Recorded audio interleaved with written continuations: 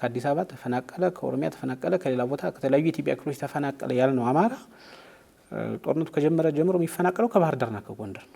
ከደሴ ከደብረ ብርሃን ነው የሚፈናቀለው። ትንሽ ሀብት ያለው በግታም በምንም ይሄ ቀውስ በመፈጠሩ ምክንያት የተወሰነ ሀብት ያለው ወደ አዲስ አበባ ምናምን ገብቶ ማልማት መኖር ጀመረ ማለት ነው። ከዚያ ውጭ ገጠር አካባቢ ያለውን ብናይ የአምቡላንስ አገልግሎት እንኳን የለም።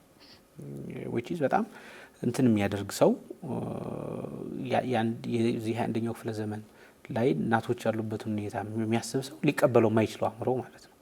ይሄ ሁሉ ለአማራ እንትን ነው ለውጥ ልናመጣ ነው ምናምን ብለው ለማስረዳት የሚሞክሩ ሰዎች አሉ። ይሄ ትክክል አይደለም ማለት ነው። ለምን ነው ትክክል የማይሆነው?